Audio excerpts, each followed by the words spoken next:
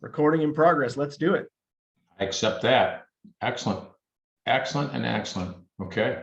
All right, everybody. So welcome to our third and final webinar in our series we appropriately named Taking Your DSM Practice to the Next Level in 2022. For real this time. I know that is a very long title, but I think Mark and I both agree that it very accurately describes the journey of sleep dentists. You know, you try to gain momentum. It's difficult. You hit a lot of obstacles. You come up against some roadblocks, some hurdles, and you get discouraged, or there's so much going on in the office that you and your staff and your team just lose focus, and dental sleep medicine ends up becoming just another adjunct service. And you know, it's something you're still passionate and want to do more of, but you just can't seem to gain and keep traction. And our third and very final webinar in this series on conversion optimization is the one I am excited about most, because this is where you guys are going to learn how to help your patients make the decision that is best for them.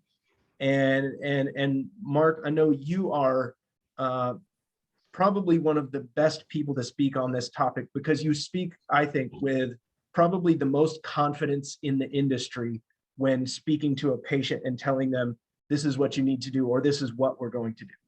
And I think your confidence helps the patient be confident that they're making the right choice as well. And I think learning about that tonight for everyone who's watching this, or if you're going to be watching the recording, please, please, please take notes, because I guarantee you what is discussed on this webinar tonight will be profitable. And not only that, is you will be fulfilling your duty as someone who knows what obstructive sleep apnea can do to the lives and families of your patients. This is going to help you make your patients, not make your patients. This is going to help you help your patients make the best decision for themselves and their families. So Mark, do you want to take it away? Yeah, thank you, Todd. Great introduction. You know, Todd, you said something in there, you always do. You always say something that, you know, twirls something inside my head, makes me think about something a little differently. And one of the things that you kind of imply with what you're saying is, yeah, and I appreciate the compliment. You said, I'm one of the best people you know at talking about these kinds of things with confidence and everything like that. Well, you know, we always forget when we're standing there watching somebody hit a golf ball, and they take this really easy swing and they hit the golf ball, and it's just effortless and it flies through the air and it goes right at the target and it's beautiful. We forget how many thousands and thousands of balls they hit to perfect that swing. So if we were to say that Mark Murphy is good at having these kind of conversations, I'd say, yes, I am. But now let's roll back the calendar and let's go back in time to when I was first having these conversations. I fumbled through them like anyone else. I said things wrong. I misspoke. I got too excited. I tried to sell too hard. I tried to push too hard. Then I didn't push at all. And I made every mistake. So if you say Mark Murphy speaks with some of the most confidence I've ever seen, I hear you say Mark has made every mistake there is to make. And he's smart enough to not keep making the same mistakes over and over again. And I want you to keep that in your mind, because if you get some leads like you get from Todd, and I was telling Todd before we went live that I saw a patient this morning. I saw 4 patients, and one of them was one that came from Dental Sleep Profits, from a lead from that. So if you see a patient like that coming in, you get all excited and you fumble over a little bit and you lose it, don't despair. Now, if you keep trying new things and you keep saying new things and you keep rehearsing your spec and your talk tracks and your verbal skills and your neurolinguistics and your phraseology, and 6 months, 8 months from now, you still suck, then go find someone else to have those conversations. But you're not going to. Our first crown preps were horrible. Our 5th crown preps were better, but they were still unacceptable. And then one day it looked pretty good. And then somebody else showed us something and we kept learning. It's a learning experience. But don't despair. As dentists, sometimes we feel like if we can't do it perfectly the first time, we're not going to do it at all. And that's not how we learn to walk. So my first piece of advice that comes from what Todd opened with is, yes, if you're going to pay me a compliment, thank you. I do think I'm pretty good at saying these things. But for Pete's sakes, keep at it. Have some fumbles. Everybody thinks success looks like this. Success looks like this. It's up and down and up and down, but the slope is still going up slowly. So anyhow, that's my 2 cents. Yeah, Winston, who was it? Winston Churchill had a really great quote. He's like, "Success is moving from failure to failure without being discouraged," something like that. I love it. It's getting knocked down and getting up again. I get knocked down and I get up again. You know, you can't get knocked down and stay down. You get out, you just keep getting up. You know, good salespeople, I couldn't do this. Good salespeople hear rejection of no as no, not now, maybe later. You just got to have that kind of spirit. So tonight we're going to talk about is something that we won't do any math. I promise we won't do any hard math tonight. But what we're going to talk about is just math. If Todd gives me 100 leads, and I only convert 50 of them to get a sleep test. And those 50 leads, only half of them, 25, get the sleep test. And then only half of them, 12, come back from the sleep test with a diagnosis. And I only close half of them, 6, into an oral appliance. My closure rate on that funnel, think of it as a sales funnel. We don't like to talk that way in dentistry, but it's a sales funnel, is 6% from the start. And my final closure rate is 50%, you know, and half of half of half of half of half gets to be a freakishly small number. And so the math is the higher I can convert from point A to point B, from point B to point C, point D to point E, and move that person along the funnel, the more people that I get to help at the other end of the funnel.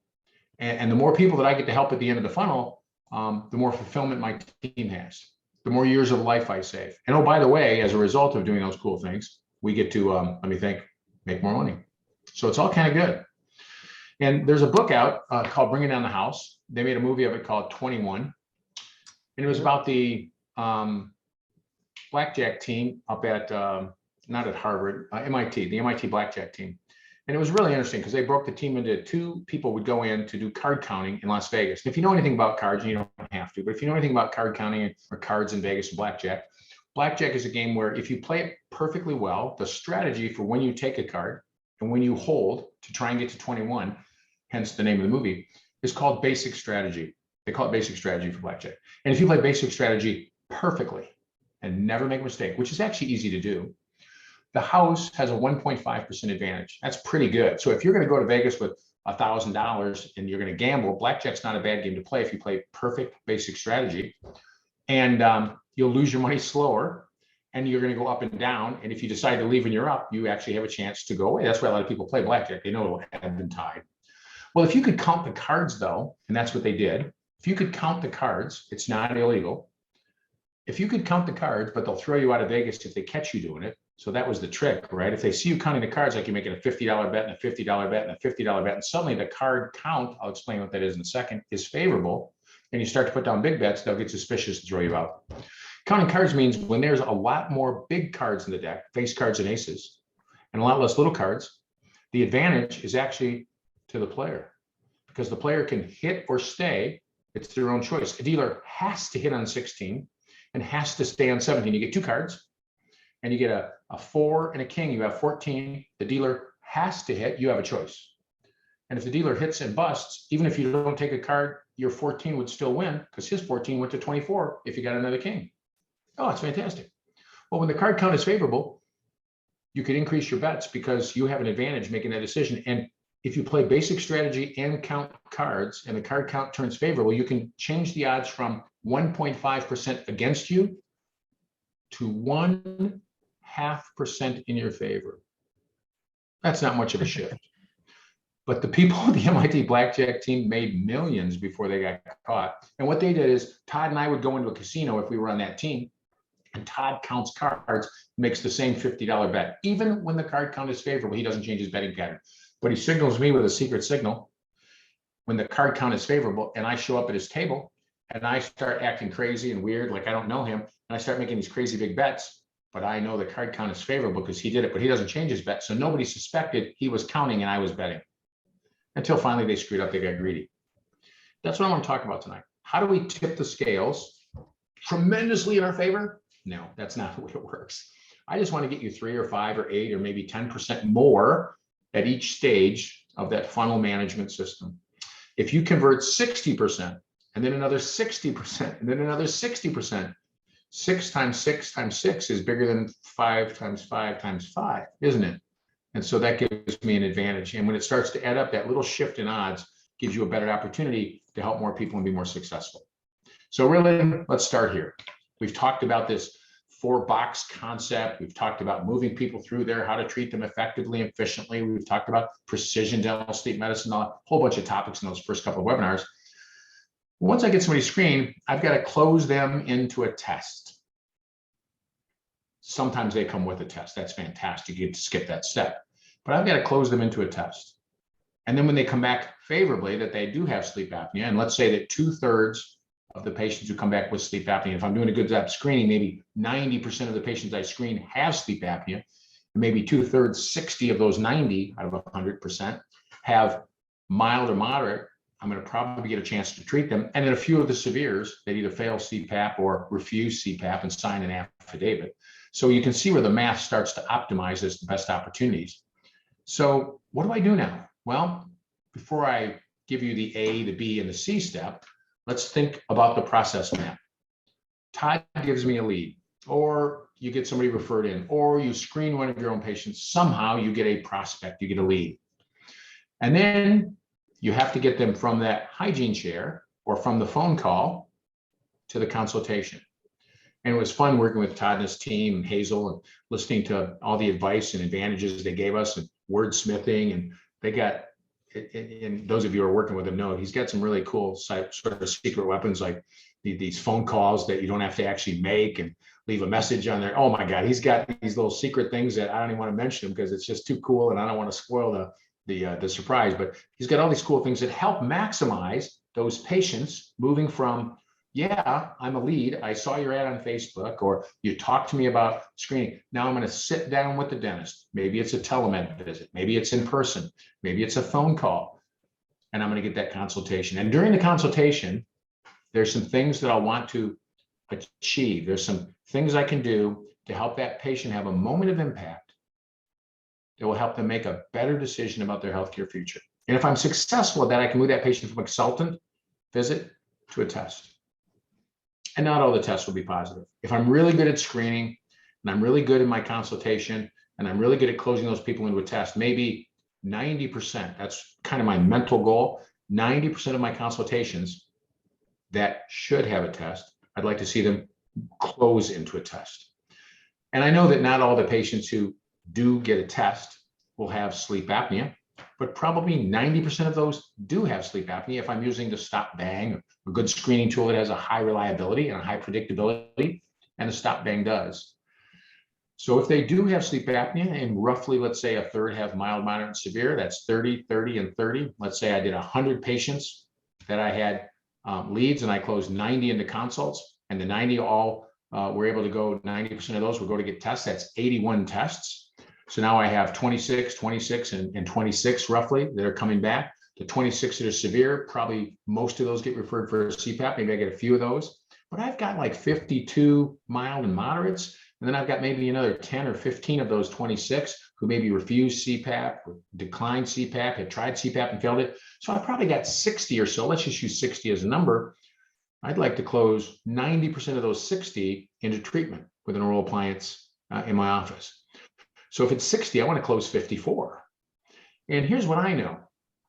If I have 60 people with a sleep test in their hand and a prescription for an oral appliance, I want to close 61 of them. I want them to bring an extra friend in or something. I want to close every single one of them because they've got the hard part to get there. They went through the test and they got the prescription. Let's go. And so there's things I can do in my conversations with them to impact them, to help improve them moving through this process. If we think of the process as a process map, just like we looked at patient acquisition, and then we looked at testing, and then we looked at treating, and then we looked at billing and documentation as a process. Here's a smaller arena of the process of how do I emotionally, how do I logically, rationally move that patient along? And that's what's really important, because as I help more people move through this sales funnel, conversion process towards treatment, I'm going to help more people have healthier lives. And it's a great treatment. Oral appliance therapy, especially precision oral appliance therapy, is so easy, so predictable. We get such great results. Now, I know there'll be a few people at the end that get treated and don't have a successful outcome, but they're not going to be very many. So maximizing our transition from step to step in this funnel is so important. You don't see it all the time, but before this lead shows up at your door, Todd and his team are doing incredible levels of math on touch points, people seeing and exposure to ads, click-through rates, and all this crazy kind of stuff from all of the social media marketing that he does for you to get that patient to pick up the phone and call. So he's got the same thing happening at all these different touch points before we get the lead. He's got a funnel of the universe of people who maybe they've targeted that have sleep apnea in a certain geography or of a certain age group, however they're working it for you, and they funnel those people to you. So he's got that same sort of sales funnel. And as he maximizes that process, as his software learns what seems to be working better in this state or in this county or in this zip code, he maximizes all the little dials he can turn to improve that flow through and that throughput for that sales funnel. Is that a fair representation of what you do, all the secret stuff, Todd? Yeah, we're always, we'll change the color of a button to get a 0.5 to 1% increase in conversion rate on a landing page. Listen to that. To get a half or a 1% increase. Yeah. But like when you think about that, when you're getting 18,000 visitors per month, that 0.5 to 1%, that's a huge difference, simply because a red button elicits a different type of emotion than a red button or a yellow button. That's crazy. That's absolutely crazy. You've told me how you move the buttons up and down on the screen as well to get them in different positions. You see that this button, they can read how they're touching this. Oh, it's scary how much information they get from these Facebook marketing ads or anything like that. Heat So maps. yeah, pardon? Landing page heat maps. You can see where landing page heat maps. That's right, where the finger touches. Yeah, you were telling me that. They're stopping. That's scary stuff. I don't want to pick up my phone ever again, or I just want to look at it. And I imagine there's verbal maps when I talk to Siri or Alexa or anything like that. I shouldn't have said Alexa. There's verbal, there's vision. Instagram, which is owned by Facebook, uses vision mapping. When you're scrolling through Instagram, it can tell where your eyes are looking on the screen. Man, that is some crazy stuff. I'm telling you right now, that is some absolutely crazy stuff. So, all right, so you get the idea. He's doing the same thing that we're talking about doing here. He's probably doing it at a much more sophisticated level. So here's the good news. You can draw out this process map, and then you can figure out what are the different things you can do and try to maximize the transition rate at each one of these steps. So we'll talk about some of the things tonight. Some of the things will be broad concepts. Some of the things will be narrow scope. Some of the things will be wordsmithing. And you'll take those all in, put them in a bucket, and go through them and pick things out as you see appropriate. Not everything I talk about tonight is going to be a great idea for everybody. But and here's what I will just real quick. We are gonna. I saw there's a couple things in chat. They were just greetings, but I did want to let everyone know we will have time for Q&A at the end. For sure. We'll try and leave 5 or 10 minutes for that, Mark.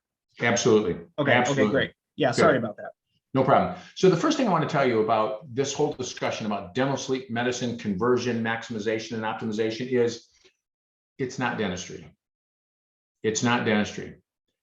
And it's been researched and researched and researched in medicine over and over again. In medicine, they know how patients make decisions, how they value their decision tree, and how insurance influence their decision. Now, first, remember, in dentistry, we do not have insurance.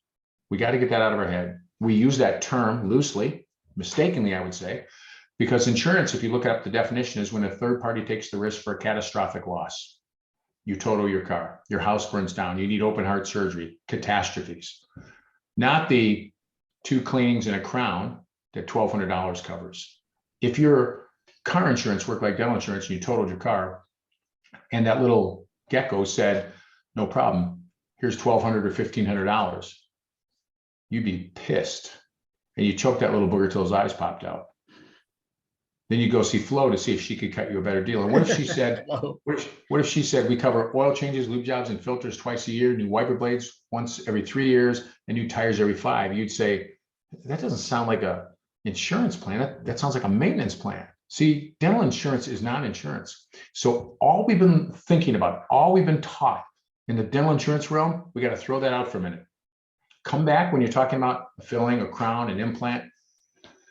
But it's sort of like when you're talking about a large case in dentistry, the patient's going to have to reach into their pocket. And that's a whole different discussion than $1,200 worth of coverage a year. Well, in medicine, most of their medical insurance doesn't start till they get to their $1,000 or $1,500 or $5,000 deductible. Most deductibles are larger than the full coverage we have in dentistry.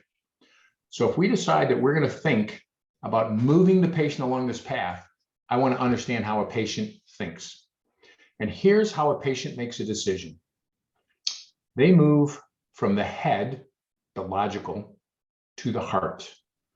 Now, please, I stole this idea from our pastor at church one Sunday a couple of years ago, before COVID.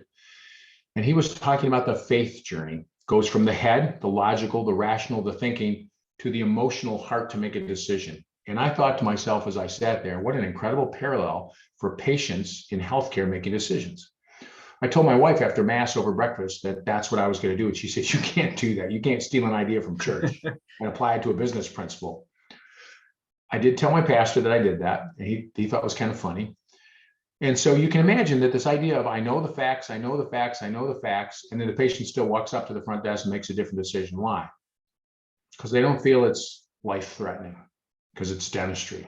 And so this journey from the head to the heart is difficult for them to make because there's no necessity. In medicine, we have a letter of medical necessity saying this is needed. It's a different kind of concept. So this idea of moving from the head to heart is hard. But when we do get the patient to make that emotional commitment to, yep, I want to treat my sleep apnea, I don't really want a CPAP, let's go. The journey's not done there because they still have to move another 18 inches. Another journey has to occur from their heart to their wallet, because there's still usually going to be a copayment. There's going to be a deductible. There's going to be some money that's going to be involved. It's not going to be a lot. If you've got this medical necessity, it helps move them along rather quickly. But the journey's not done when they reach into their wallet and make that appointment. It has to move from the wallet to their knees. To their knees, yeah. See, in the faith journey, they would talk about maybe dropping down on your knee and giving thanks. See, I don't want to treat a patient and have them not wanting to pay me and being frustrated and begrudgingly write the check that they owe me for. I want that patient to be excited and happy. I want them to go out and tell their friends what a successful treatment was. I want them to not kneel down and thank me, but I want them to be thankful. I want them to be appreciative of what we did. If a patient can't pay their fee and use their insurance with me with gratitude and appreciation, then the fee was too high. That doesn't really mean the fee was too high. It means there wasn't a value proposition for the service. But the journey's not done at the knee. The journey still has to go to the feet. I want patients to become missionaries. You can see the parallel again. I want them to become missionaries for my practice and go tell their friends. I had a phone call just yesterday with a friend of mine's brother. I've treated the friend, a brother, and a brother-in-law. Okay. Turns out one of them has to be on a CPAP because they spend 50% of their time under 90% oxygen. So it's a different story, severe. But I've treated 2 out of the 3 friends. Those 2 patients didn't, no offense, Todd, they didn't come from you. They came from this referral. That's another source of patients. They'll tell their friends, I got this cool thing, I didn't have to wear a CPAP mask. So from the head to the heart, from the heart to the wallet, to the knees, appreciation, to the feet where they become a missionary for your practice. Think about where's the patient on that journey. Well, medical insurance helps that patient make that journey faster. Medically necessary.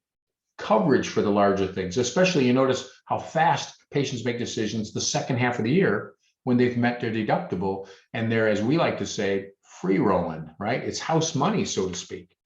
You get coverage for EO 486 and my Blue Cross, if you're getting, $2,400-$2,500 for that, and they don't have even a co-payment or a deductible or anything coming up, it's a pretty easy close to that patient from a financial standpoint. That's why every sleep dentist, why every device manufacturer is smoking crazy busy in Q3 and going nuts in Q4. And you can take a bowling ball and roll it down the middle of most of those places in Q1 because everybody's got a fresh deductible. Patients have to move from unaware about their disease state to becoming aware. Then they have to become interested, which is easy when it's a life-threatening disease. They have to understand and believe that this is their problem. And then you wait patiently as you educate them for them to say, well, Dr. Warren, what do you think we should do about this? You see, the mistake we sometimes make is when a patient's not really well educated, patient education, or aware. isn't really interested, hasn't given me signs that they know and own and understand that they have obstructive sleep apnea and all its implications, that they're not along that learning ladder far enough, and I'm still telling them about treatment. Instead, I want to be asking them questions. I want to turn this game around from telling to asking. I want the patient to become curious and figure this out with me. I had a patient just the other day who said, yeah, but I sleep great. I don't know what you're saying. I feel like I sleep great. And I go, you are 100% correct. You feel like you sleep great. But when we measure your sleep, here's what's happening with your oxygen. Here's what's happening with your heart rate. And honestly, I said to him, that's all you know. You've probably had sleep apnea for 20 or 30 years. And this is the first time you've had a chance to get tested. And how you feel is all you know. Wouldn't it be interesting if we treated your sleep apnea and you got a different night's sleep and said, oh, that's how sleep is supposed to feel, but that's all you know. I said, yeah, maybe you're right. So it's always having the right phrases. It's always able to answer the right questions and have the right conversations with patients. What questions do we answer with patients? What kind of conversations do we have with patients? Well, I'm going to tell you what medical research into the patient pathway has taught us. It's taught us that when presented with a disease state in medicine, not so much in dentistry, you won't hear this very much about perio. It's hard to get patients there about perio or about a root canal. Well, maybe root canal scares them a little bit, so that's a little bit easier. About getting their third molars out. Everything to them feels very discretionary and optional. Patients in medicine learn about a disease that they think they might be at risk for. And if it's a scary enough proposition, they ask these three questions that have been researched in medicine ad nauseum. Do I have this? Is it serious? Can you fix me? Can you treat this? That's what they want to know. So our job in the clinical consultation is to create the beginning of the answers to these questions, painting a picture of a disease that is in fact serious enough. Making sure that we give the patient some hope about the treatments, and then asking and answering the question with them, would you like to find out whether or not you have this? I know you're at high risk. We did a stop bag. You have 5 of the 8 things that put you at about 92% likely to have sleep apnea. But the only way for sure we can tell is if we get you a test, sleep test. Yeah, I want to know if I have this because you've convinced me it's serious and you've shown me a way that you've got some treatment help. And I'll walk you through those conversations briefly. So think about how you set that up. The first thing that I do is I use these 8 slides with every single consultation patient. I emphasize different slides. I talk more about different slides, less about other slides. I customize the experience. I'm happy to send these to you if somebody wants them. I'll give them to Todd and he can force them over to you, whatever we want to do. But I talk about these slides and I say I customize the experience. It isn't like I go through a lecture because some patients are already diagnosed with sleep apnea. They already know they have sleep apnea. They need less information in terms of them making the right decision and crossing that chasm to treatment. And other patients have no idea. They're just concerned about the snoring. And I need to change that from snoring to sleep apnea for them. And then other patients are interested and curious, but they had no idea how serious this disease was. And some patients are in denial and everything in between. So look at these slides. They're intended to create an understanding that sleep apnea is a very serious disease, but that it can be treated and that we need a test to figure that out. The first slide simply talks about, do you know what sleep apnea really is? You know, your dentist, I get a lot of referrals from dentists as well. So if somebody comes from Todd or somebody comes from a dentist that it hasn't been already diagnosed, I've got a patient in front of me that I need to have them understand what sleep apnea is and how at risk they are, so they'll want to get tested. So I said, do you really understand what this sleep apnea is? Well, I know I snore and stuff like that. I said, well, and this first slide is up, and they've got the slide deck when we're doing telemedicine, we send it to them. When we used to do these consults more in person, it was kind of fun to be able to point to the slides and talk about it. But I said, sleep apnea is one of these interesting things. Now listen to the talk track. I say, you know, whenever we lay down, gravity works against us and it helps our tongue fall back. No big deal. If we have a large enough upper and lower jaw, I call it a bony box. If we have a large enough bony box and our tongue isn't too big, there's plenty of room for it when we lay back. And even though gravity pulls back, there's a little tone in the muscles, and so it doesn't close the airway. But if we put on some weight, or if our bony box is too small, or if our tongue is too big, and always when we're on our back, it's worse than when we're on our side because gravity doesn't affect it as much. See, they're connecting the dots there for you. I say the tongue falls back, and sometimes it causes a little rippling sound to the air, like a snoring sound. They go, yeah, I get that. Yeah. Well, that snoring sound means you're not getting as much air in as if it was open. And so what that means is if you're not getting enough air in, you might not be getting enough oxygen. I go, and the big difference is snoring does not mean you have apnea. Now, they usually go hand in hand, I tell them, but sometimes you can have snoring and still get enough air and oxygen in. But sometimes, many times, when you snore, you don't get enough air and oxygen in. And if your oxygen level goes down 3 or 4%, your body says, I got to wake you up. I need you to take a bigger breath. Have you ever had your spouse tell you that maybe yeah, they have for a gas for air? Yeah, that's exactly what that is. Now, you don't wake up to the point where you feel like you're awake. You wake up just enough to take a breath of air. But when your blood oxygen is going down, you know what happens to your heart and your blood pressure? Your heart rate goes up, your blood pressure goes up because your body needs more oxygen. And so while you're sleeping, we can measure your heart rate, and it might go from 40 or 50 resting to 100. Your body thinks you're pushing a car out of a snowbank when you're supposed to be resting. And that's why people are at so much more risk for all these other diseases when they have sleep apnea. Now, the real problem with this is we're built to have sleep apnea. You see, no other mammal has this beautiful wet spot for the tongue to fall back and close off the airway. Every other mammal, except for humans, the uvula, that little thing that hangs down in the back of your throat, and the epiglottis that closes off your airway and protects it from food going down the wrong pipe, in every other mammal, they overlap and protect the tongue from falling back and closing off that airway that's behind it. In fact, they overlap in us at birth. But during the first years, we start to move upright and our necks extend and lengthen. They pull away from each other and create this great, wet, mucousy area for the tongue to fall back on and snore. Wow. Pretty powerful little story there, right?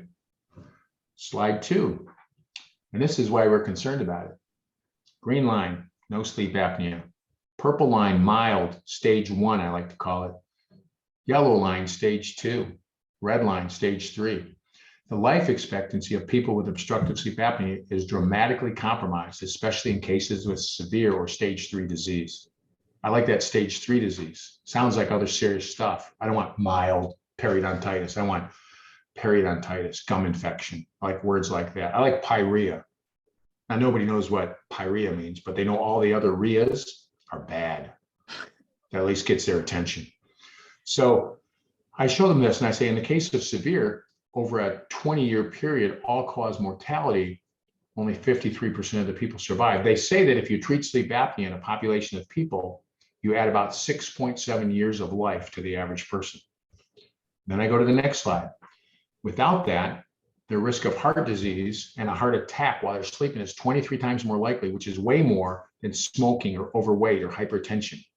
They're 4 times more likely to have a stroke, 5 times more likely to die of COVID if they get it. Next slide. You see these diseases here? Hypertension, congestive heart failure, cardiovascular disease, heart attack, stroke, diabetes, all these diseases, that gray zone from the bottom up, young to old, the gray zone is the ambient population. The red dots and the yellow and the blue dots are women and men. How much more of that disease or how much worse that disease is in the population if they have sleep apnea. So see, sleep apnea, I tell them, doesn't really cause death or cause a disease. It causes other diseases to get much worse. The good news is we have lots of treatments. The next slide. Sometimes, not very often, but sometimes somebody just sleeping on their side is enough to stop them from having apnea. So sometimes we can have somebody wear a fancy fanny pack or a backpack or sew 3 tennis balls in the, and that'll help with anybody. Anybody sleeping on their side usually does a little bit better than on their back, but in people that have any significant disease, it's usually not enough. Oral appliance therapy, CPAPs, you've probably heard of that. Sometimes it's bariatric treatments or oxygen, or there's a few medications that help in certain kinds of types. Surgery does not usually work if we're just like removing the uvula and opening up the airway back there, because that's not where most of the collapse occurs. That surgery is only about 10 to 12% effective. If we move the jaws forward, the upper and lower jaw, and make the bony box bigger, that's a pretty invasive surgery, breaking the jaws and moving them around. That actually works very well. And then, of course, you've probably heard of this Inspire: no mask, no hose. just sleep. They forget to tell you that they implant a pacemaker-like thing in your chest and run wires up your neck to your tongue muscles. So it's not quite as easy as they think. And it only works, by the way, if you want to read the STAR trial to get people under 20 AHI, it only works about 68% of the time, only has about 75% adherence and 32% side effects. Go read the STAR trial sometime. Next slide. The good news is we have things like CPAP, which works really fantastically, works almost 100% of the time, but is really hard for people to wear. So only about half the people that get a CPAP end up wearing it when you look at them a year down the road. Where oral appliances are easier to wear. We see 90% of the patients wearing those. And listen to the statistic, and you could say this if you're using the kinds of devices I do, these precision devices from ProSomnus, we're 94%, a recent study showed we're 94.5% efficacious in mild and moderate. Drops down to about 85 if you include severes. We've got several trials that we've run. A paper published just this month in the Journal of Clinical Sleep Medicine shows 94%. That's on par with sleep apnea. If you multiply that by the adherence, oral appliance therapy with precision devices is more effective. Remember, effectiveness is efficacy times adherence. The only way we can tell for sure, though, is if you have sleep apnea, is getting you a sleep test. And I show them a polysomnogram, then I show them a home sleep test, which is much easier. Today, we're doing most of those sleep tests. And the good news is we do have treatments that work. The way that oral appliances work, I tell them CPAPs pump this air down your tube, but oral appliances work by doing this. I go, do me a favor. And I have all my patients do this. Do me a favor. I go, lean your head back, make a snoring sound. Now stick your jaw forward and do it. They go, I can't. I go, exactly. That's what we do. If I can find the right position to put your jaw forward and it's comfortable for you, we might be able to open your airway enough in the back. I gave them hope. See what I did in that line? I'm not saying I tried to scare the crap out of them, but I try to make them understand that they're at risk for this disease. That's why they got screened with a stop bang. It's a very serious disease, life-threatening, shortens their life, all these comorbidities, some of which they probably have. So they really hear that. Lots of treatment options, how they work, different options, what they do. Some of the choices that are most popular, CPAP and oral appliance, and when you apply those. And then we come over and talk about the testing, and we remind them, give them hope. We have a treatment that we can use for somebody like you.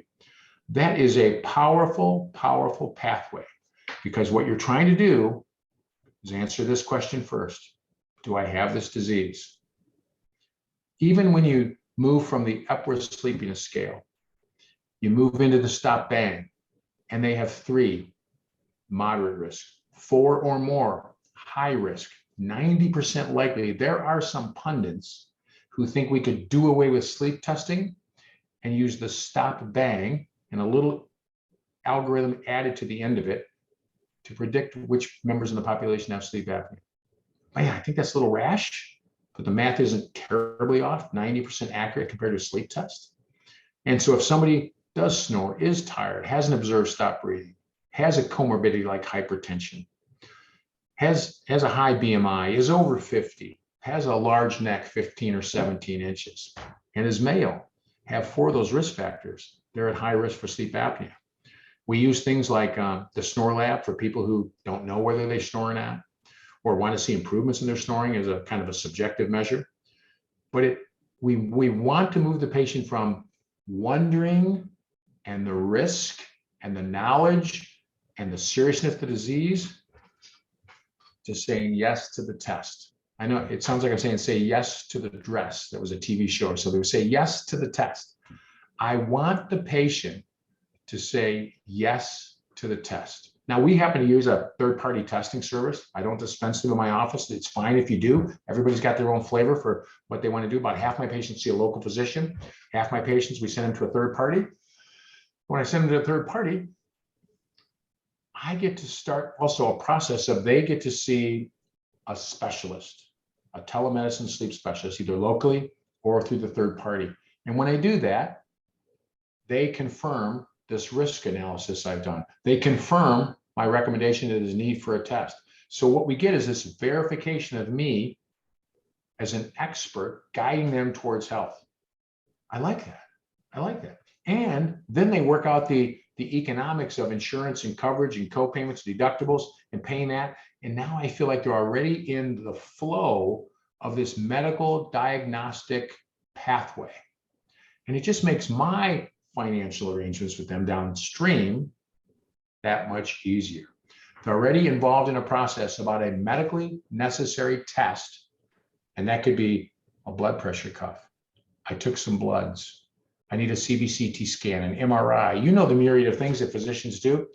Yeah, that rotator cuff, the way you're describing that pain, I get the feeling that you could have a rotator cuff problem. We need to get an MRI. And now you're $600 or $800 or $1,200 down the road in an MRI or a CBCT scan. And remember, when they say you need that, nobody says, hey, how much does that cost, doc? Because their shoulder hurts, right? And they know they want to get it fixed. And this is a medically necessary test step to find out and confirm or deny the diagnosis.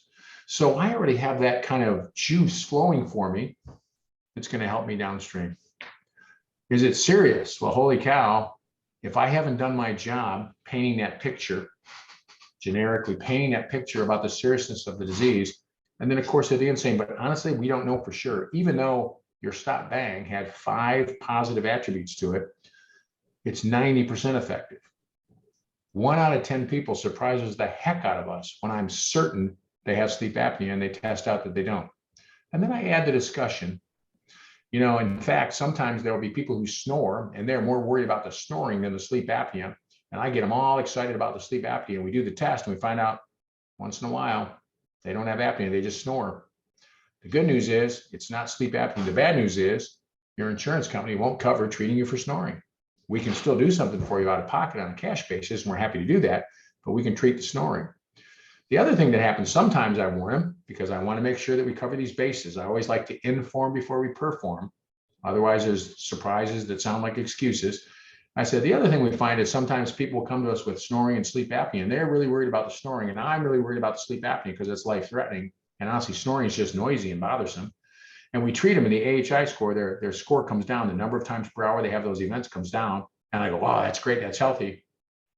And once in a while, they still snore. Not very often. They usually go together, thank goodness. But once in a while, they still snore. And also the other thing happens. Once in a while, we treat the patient who has sleep apnea and snoring the snoring goes away right away. And their numbers don't come down.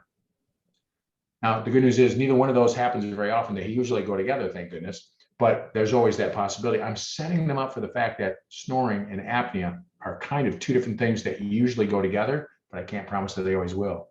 And that's important because, Todd, you and I have talked about this when we've talked about the quality of the leads we get. You know, sometimes we'll get a lot of leads from you, and a lot of those people seem to be more worried about the snoring than they are the apnea, but that's okay. They're here to have that discussion. My job, not your job, my job is to make that connection for them. So when I get them in a consult, I tie those 2 knots together for them, and I keep them inseparable until we get the diagnosis and treatment. And then if they do separate, oops, that's good or bad. But they usually do go together, thank goodness. So we usually have an effective treatment. But my job is to make this patient know and understand the seriousness of this disease. The final step, as we've talked about it already, is it treatable? I have a series of, I got many, many more than this. I've got a series of little short testimonial videos that I could say, you know, let me show you a video of a patient. I got permission for these. Let me show you a video of a patient that kind of reminds me of your situation, who we treated.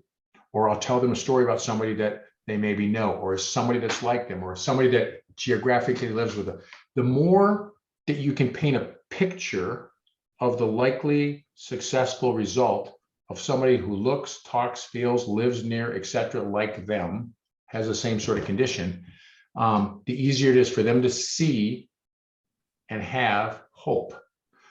Also, that little parlor trick, and it's nothing more than a parlor trick. When I have them lean back and make a snoring sound, and they stick their jaw forward and they can't make a snoring sound, that's a really cute trick, but there's really no science and there's really no correlation. Acoustic pharyngometry is a better parlor trick. CBCT scans, an even better parlor trick. But we don't have any data that says I can predict whether or not somebody has sleep apnea by looking at their airway and whether or not I can treat them using a CBCT scan or acoustic pharyngometry or my parlor trick snort test. Now, I also ask them, is it comfortable, stuff like that. So I make sure we try to get them in a nice position. But it being treatable or not being treatable is important. Now, you also heard me say a couple of times little things about money. So let me wrap this up into a little ball, and then we'll take some questions by walking you through this process, because you and your team have to work towards educating the patients in the right word, using the right words and the right phrases and the right concepts and the right emphasis. And sometimes the right silence and nodding like you understand.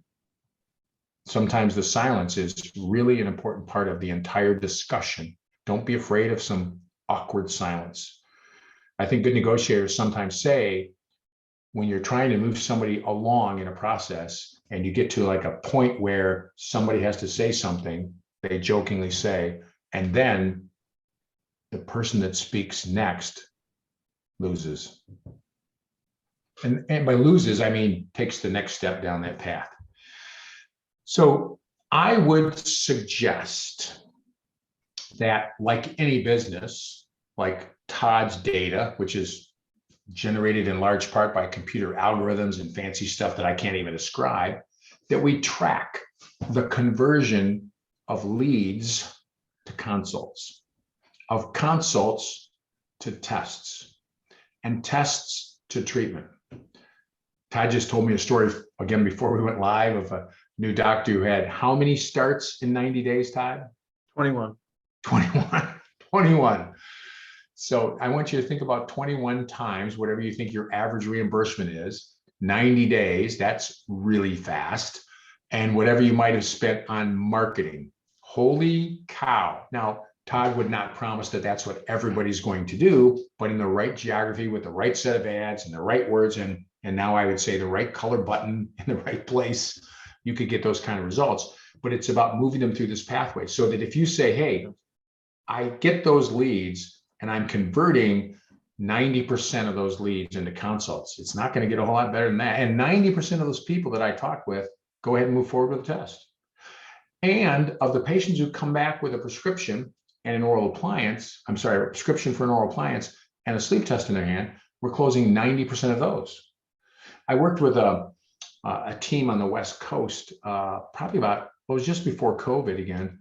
I did a couple cool things before COVID, and they were getting 60 referrals from a physician. They were in a hospital group, and they were only closing, listen to this number, 14 of those 60. Todd, you and I have talked about this. They were closing 14 of the 60.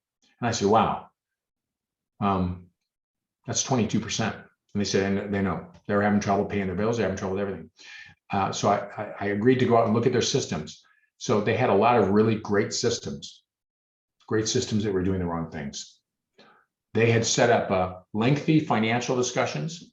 They had set up financial paperwork that each patient had to sign, agreeing to pay what could be the total bill if it wasn't covered by insurance. And they had every patient make a down payment before they could get their first appointment. And they were closing 22%, 14 patients. What I suggested is we remove those financial barriers to moving forward and treat those patients more like they're treated in a medical model. Assumptive close, assumptive moving forward, medically necessary treatment, and assumptive payment at the end, knowing that if we remove the financial barriers, we risked not getting paid once in a while. But they went from, in the first month, from 22% to 80% closure. And very soon after that, perfecting some of their talk tracks, they went right to 90%. That's 54 of the 60 instead of 14. That's 40 more patients per month. It's a full-time sleep dentist in a hospital setting, but that's 40 more sleep patients treated per month, 40 more times 6.7 years of life saved, 40 more patients who we treated and we felt fulfilled about. And oh, by the way, 40 more patients at $2,000 or $3,000 a pop financially from a success standpoint. If 1 or 2 or 5 of those patients didn't pay, which didn't happen, they would be still so significantly further ahead financially doing those 40 more cases that it would be worth taking on the risk and never even worry about collecting the money. That's how medicine works. We're going to do the treatment. We're going to send you the bill. Man, I can't tell you how many times I walked up to the front desk and said, so what do I owe you for today? And they go, oh, we'll bill your insurance and we'll let you know what it is and send you a bill for the rest. And 3 or 4 months later, I get a bill for $162 and I can't even remember what it's for. I got to look back on the EOB. Oh yeah, I went to the doctor for that thing on my arm or something like that. It's crazy. But in dentistry, we worry about getting paid because there's no third party taking the risk for catastrophic loss. And patients are used to making these discretionary decisions about how they want to spend their money. It's not medically necessary. We have to flip that switch in our minds.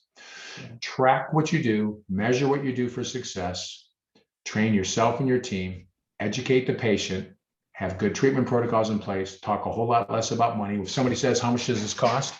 Remind them, it's covered by medical insurance. This isn't a dental office deal we're talking about. It's covered by medical insurance. And if they persist, I love to say to them, well, Todd, it's interesting you asked, you said you got a $5,000 deductible, so you're worried about what this is going to cost coming out of pocket. The good news is I'm in network with your Blue Cross insurance, and the maximum allowable fee from Blue Cross for that particular procedure we're going to do is $2,456. So the most it can cost you out of pocket is what they've allowed. What I said to the patient, not in these words, is, Todd, you don't trust me, and you're afraid I'm selling you something you have no idea what it should cost, and you're afraid I'm going to charge you too much money. But a third party that you trust, your medical insurance, says, here's a fair fee. That softens the blow, man. Yeah. That's how we talk about money in our office. Mark, what does that assumptive close look like when you're trying to get someone to take a sleep test? Maybe they have an outdated sleep study, or they haven't been diagnosed yet. What does that conversation sound like? Thank you for asking that. I would simply say, so Todd, it looks like you've got an outdated test here. So the first thing we need to do is we need to get a fresh test. In order for your insurance to cover any of this stuff, it's got to be within the last 12 or 24 months, whatever the rules are. We just had one that was actually 3 years. It was in 3 years. And so we had a 2019 test we were able to use because it was late enough in the year. So let me go ahead and get you an appointment with the sleep testing company. Would you prefer, by the way, to see one of our local sleep doctors, or do you want to do a telemedicine visit? Sometimes that's a little faster, but not everybody likes telemedicine. So now I'm telling them, do they want apples or oranges? Perfect. Are you going to eat a piece of fruit? And that's one of the things you've taught me. Don't make one of the options no. Would you like to go ahead with the sleep test? No, I don't really want to do that. So would you want me to make that appointment for you with the local physician, give you their card and name, or do you want to do the telemedicine visit, which is a lot bit easier for them, and they'll mail it to your house? Like, I'll do that. Okay, great. So it's this or that, not do you want to do it? Yeah, that's great. No, that answered my question. And you can do that with consults as well. You can say, absolutely. When you say, hey, we have Tuesday and Thursday available at these times, which one of those works best for you? Absolutely. It's the assumption that they're going to schedule, and you give them their A and B or their apple or orange option. I see a couple of questions. Can I grab one of these from the yeah, let's do it. So there's one about wondering if you have any patients with oral appliances getting TMJ issues. And this person is asking because they had some issues like that before. So I always want to put things in perspective when I answer those kinds of questions. If you gave me 100 patients with a typical range of temporomandibular joint disorder problems, okay? So that means 95 of them have an occlusal muscle disorder, 5 of them have an internal derangement of some kind with pain, limited range of motion, and some discomfort. And I gave all 100 of those people, and they all had sleep apnea, and I gave all 100 of those people a sleep device. I might have 2 or 3 or 4 who didn't do well with an oral appliance. Now, some of them might not have still responded. I'm going to have 75, 80% success overall in that group, mild, moderate, severe. We're not talking about the sleep results. How many would have jaw joint discomfort or problems that would cause them to discontinue the use? Less than the 5% usually of that population that had internal derangements. Most people with internal derangements feel better down and forward. Most people who clench or grind, especially the Bruxers though, do way less of that when you open their airway, because we know there's this association with bruxing activity and airway disturbances. And so there are the occasional patients. I did a 55 case consecutive series. It was published last year in the DSM poster session for abstracts. And none of the patients in that series discontinued and still hadn't discontinued treatment because of any side effects, including any temporomandibular joint disorders. And then as I looked backwards retrospectively, I had about 300 patients continuously. And I was thinking to myself, I haven't had anybody. And about 3 weeks later, I had a patient, as I brought them forward, had enough muscle soreness that they just couldn't wear their appliance. And I had to say to them, Lynn, I am so sorry. You're going to have to go back on CPAP. And it was breaking my heart. She was a nice lady. And actually, she used to be a patient of mine when I was a dentist, not doing no sleep medicine.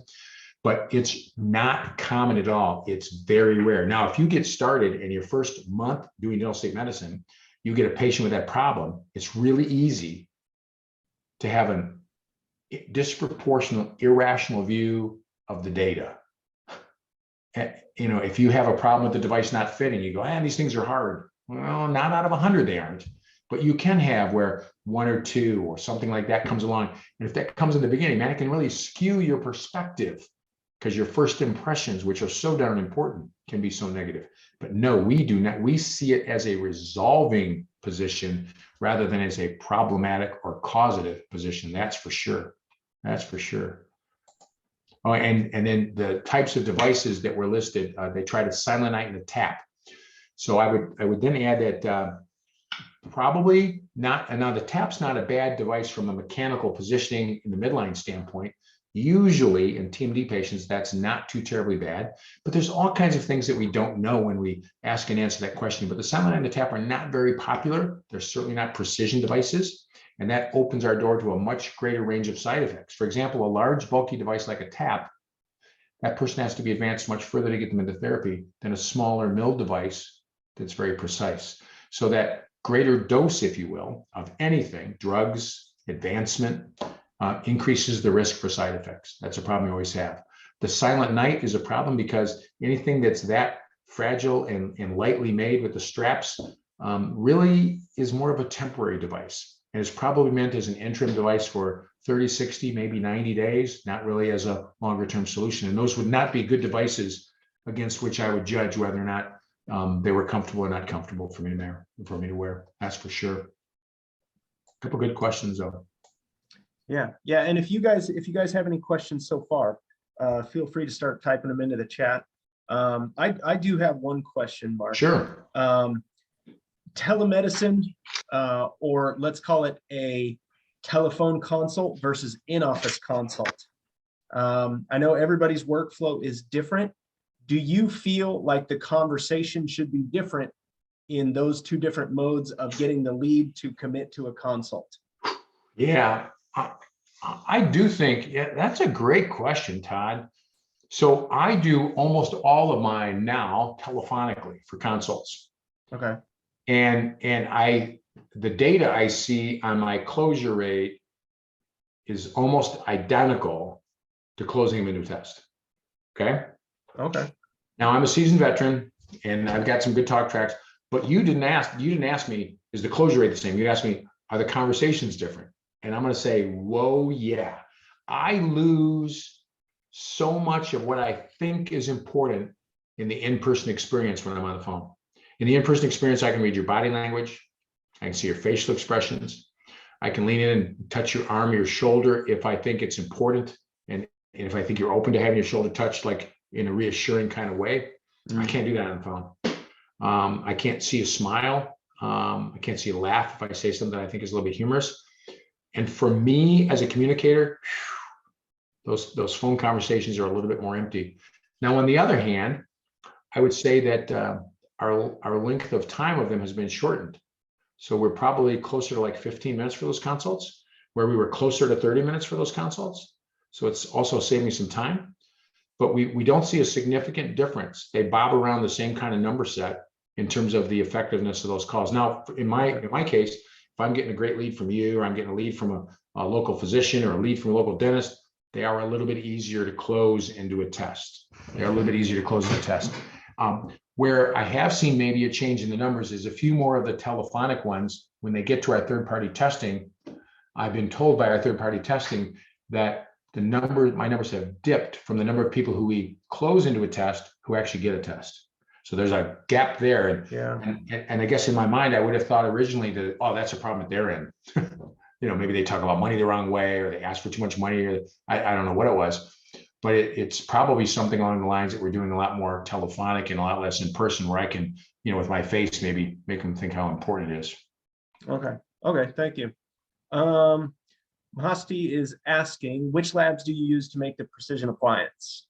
So in full disclosure, I'm a full-time employee of Prasomnus Sleep Technologies, and they make really, I would argue, the only precision devices out there. If we measure precision as being accurate redevelopment of the bite relationship and accurate protrusion and smaller devices and better materials, for sure. And so full disclosure, I'll pump them up, but that's what I would use. I use the occasional other devices for certain needs, like a patient with only anterior 6 teeth. We can't put a post on the side, do something, we're limited there. Or somebody that's freaking out about their veneers, they're going to bust off if they use acrylic or even our Evo material. So Prosomnus is the lab I use for that. But in full disclosure, I've got a vested interest because they write me a check, but they do let me get out of the house and do dental sleep medicine 1 day a week, which is kind of fun. And then I see that there's a follow-up question to that. Can we bill medical insurance to do sleep dentistry? And the answer is yes. I would never bill medical dentistry myself. I hire a third-party billing company. I see Todd shaking his head with me, which is great. Yeah. Unless you're closing a minimum of 7 to 10 cases a month already, you should not be handling medical billing in your office. You should be outsourcing that to a third party. Yeah. So yeah, absolutely right. I would never try to do that. Next question is great. Deductibles can be 4,000 to 10,000. Absolutely, they can. I see deductibles all the way. I still see an occasional $500 deductible, not very often. And I see as high as $5,000. I know that there are some $8,000. I've never actually seen a 10, but 8's good enough. Yep. And when you run into those, jokingly, you hope they have something else come along, or that you're something else becomes something that allows them to do something else, and that they clump that all into 1 year. And when you say dentists are not allowed to network, I'm going to challenge that. I'm going to tell you that that is not true. Dentists are not allowed in many networks. That is true. It is hard for a dentist to get in network. That is also true. But dentists are allowed in networks with certain insurance companies. In a lot of places, they will not let us in because we're not physicians or oral surgeons. But I do not know of a state where there isn't at least a couple of insurance companies that will let you be in network, plus Medicare will let you be in network. I enroll as a Medicare provider, a DMA provider, but I do not participate with their fee schedule so that I can balance bill. That's an important decision you'll learn about and make when you're getting into adult sleep medicine. So that way I can bill Medicare and then bill their supplemental insurance that I'm 65, so that all of us have. And that allows me to balance bill that. And that works out great. Sometimes that's our biggest, sometimes those are our biggest paychecks. They're from Medicare with good supplements. Yeah, supplementals are, I mean, I just heard from one of our dental sleep profits clients in Columbus, Ohio. They collected 8,000 from Aetna, or I'm sorry, Medicare, a total fee of 8,000 from Medicare plus their secondary. Wow, I've gotten a 5,200 on that. We bill out, Mahasi is asking, what do we bill out? So it's different all across the country. And so we bill out $5,200, for example. And Blue Cross, you heard me say, pays $24.56. I mean, it's right. There's some change on the end too. I don't know what it is, but Blue Cross, which is my bread and butter here in Michigan, pays $24.56. A lot of times insurance companies will take a percentage of the fee and pay you that, or they'll have a set fee schedule. So, we've got a couple insurance here that pay like $1,300 or $1,800 and $1,900, and that's all fine. I don't, as long as my blended average fee makes sense for me, I treat all those patients the same. I use the same quality devices. I don't try to find a cheaper device for an insurance that pays $1,700 and a better device for one that pays $3,000 or $4,000. I figure the blended average will take care of itself. And so if I'm using a Prosomnus Evo, which is a pretty high priced device, but I'm getting $2,400, I come out just smelling like a rose. But you could charge the balance of the $5,200. I could decide to not participate with medical insurance, say my fee is whatever it is. I know people that charge $3,000 or $4,000 or charge $1,800. There's no wrong answer. It has to be a math game for you inside your practice as to how that makes sense. And for me, the way that makes sense is a fee of about 56, hoping to get about, or 52, hoping to get about half of that, 26. That way also, if a patient comes in with a $5,000 deductible or doesn't have insurance, or we're treating with snoring, and they say to me, well, I'm gonna have to pay cash for this. I can say that I can offer them, and this is legal in medicine, we can't do this in dentistry because you participate with insurance company stuff, but in medicine, you can do this. I can offer a prompt payment discount equivalent to a common fee that I charge, like $24.56. That's our prompt payment discount because we see so much Blue Cross. So somebody comes in and says, I don't have insurance, I have a $5,000 deductible. I always play like I'm in network with a company, even when I'm not in network.